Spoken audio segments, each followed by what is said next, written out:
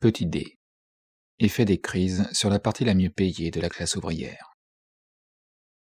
Avant de passer aux ouvriers agricoles, il convient de montrer par un exemple comment les crises affectent même la partie la mieux payée de la classe ouvrière, son aristocratie. On sait qu'en 1857, il éclata une de ces crises générales auxquelles le cycle industriel aboutit périodiquement. Son terme suivant échut en 1866.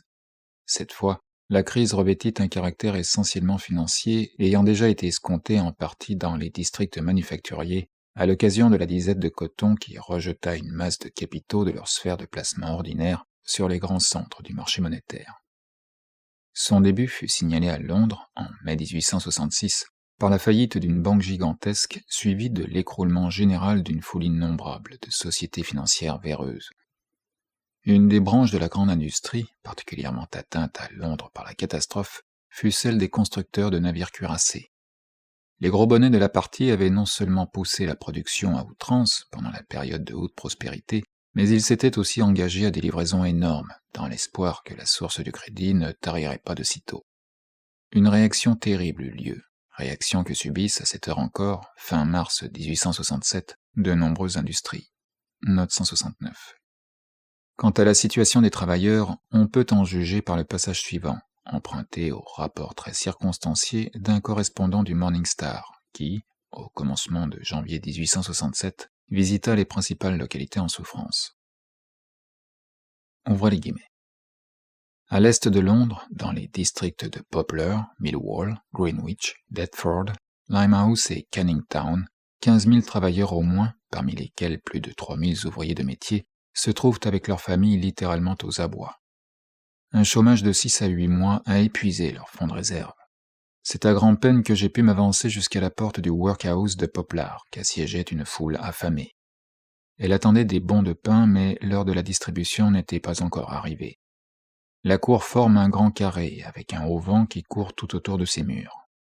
Les pavés du milieu étaient couverts d'épais monceaux de neige, mais l'on y distinguait certains petits espaces entourés d'un treillage d'osier, comme des parcs à moutons, où les hommes travaillent quand le temps le permet. Le jour de ma visite, ces parcs étaient tellement encombrés de neige que personne ne pouvait s'y asseoir.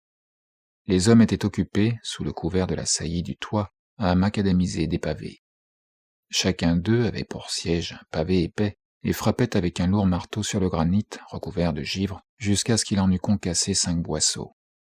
Sa journée était alors terminée, il recevait 3 pence, 30 centimes, et un bon de pain. Dans une partie de la cour se trouvait une petite cabane sordide et délabrée. En ouvrant la porte, nous la trouvâmes remplie d'hommes pressés les uns contre les autres, épaule contre épaule, pour se réchauffer.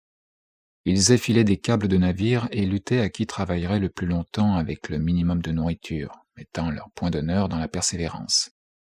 Ce seul workhouse fournit des secours à 7000 personnes, et beaucoup parmi ces ouvriers, il y a 6 ou 8 mois, gagnaient les plus hauts salaires du pays.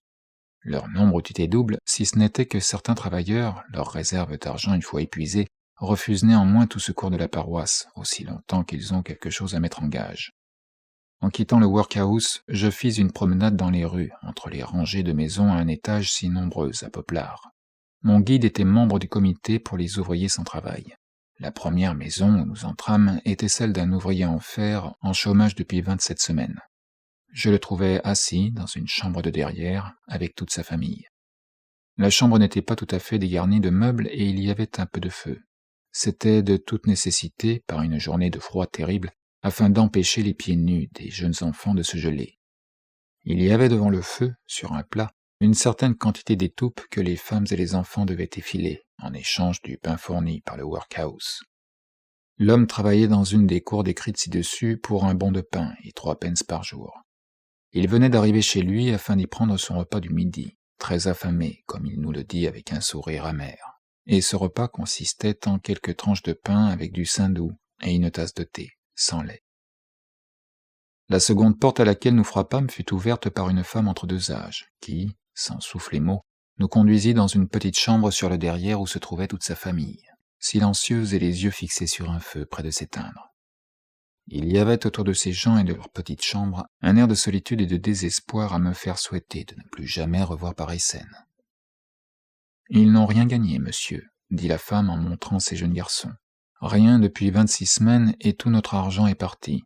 Tout l'argent que leur père et moi nous avions mis de côté dans des temps meilleurs, avec le vain espoir de nous assurer une réserve, pour les jours mauvais. Voyez, s'écria-t-elle d'un accent presque sauvage.